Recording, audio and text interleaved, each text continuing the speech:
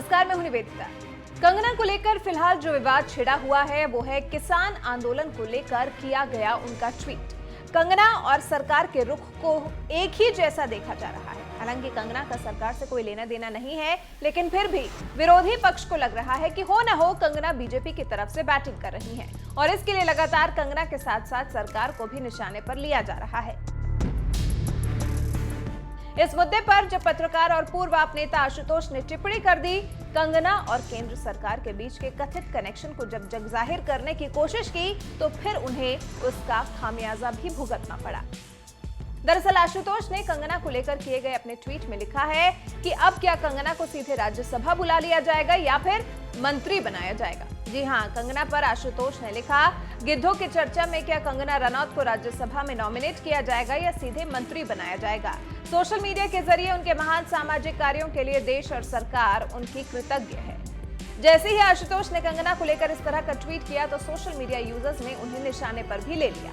अर्पिता जैन नाम की यूजर ने लिखा, सोशल मीडिया पर कार्य करती तो है ना, आप तो यहाँ भी छीले जाते हैं और सामने थप्पड़ खाते हैं वो अलग। ऐसी सत्यानाश वाली बुद्धि लेकर सत्य हिंदी कैसे चला लेते हो बुड़बक। एक और यूजर लिखती हैं, पहले पत्रकार फिर वापस न लौटने की कसम खाकर नेता फिर असफल होकर पत्रकार, आजकल कांग्रेस का चमचा।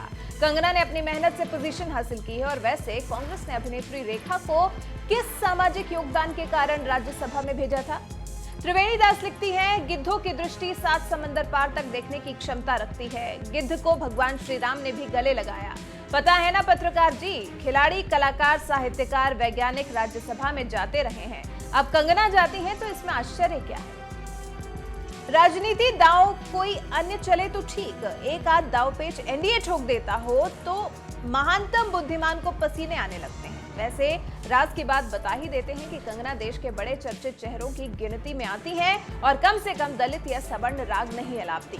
गिद्ध का सम्मान करो, कामना पूरी होगी। ज्ञानेंद्र मिश्रा लिखते हैं, अंकल जी आपको राज्यसभा के दर्द का बहुत बारीक अनुभव है। दिल का दर्द बाहर आ रहा है। जब रेवड़ी जी मुख्यमंत्री और 12वीं फेल उप मुख्यमंत्री और 9वीं फेल स्वास्थ्य मंत्री बन सकता है और जया जी, रेखा जी राज्यसभा जा सकती हैं तो कंगना जी क्यों नहीं।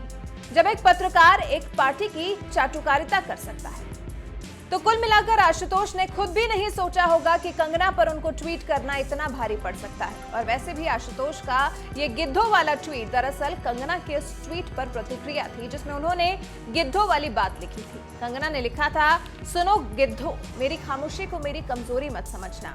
मैं सब देख रही हूँ किस किस तरह से तुम झूठ बोलकर मासूमों को भड़का रहे हो और उनको इस्तेमाल कर रहे हो। जब शाहीन बाग की तरह इन धरनों का रहस्य खुलेगा तो मैं एक शानदार स्पीच लिखूंगी और तुम लोगों का मुंह काला करूंगी। बब्बर शेरनी। इन दिनों कंगना के रुख की आलोचना भले ही हो रही हो, कंगना के किसान आंदोलन मुद्दे पर किए गए ट्वीट को भले अच्छी नजर से नहीं देखा जा रहा हो, लेकिन अभी कंगना के समर्थक कंगना का साथ नहीं छोड़ रहे हैं। पूरी दृढ़ता के साथ कंगना के साथ खड़े हैं। फिलहाल आशुतोष पर अपनी राय हमें कमेंट कर जरूर बताएं। पत्रकार और पूर्व आप नेता आशुतोष के कंगना पर किए गए ट्वीट पर आपकी राय हमारे साथ जरूर साझा करें।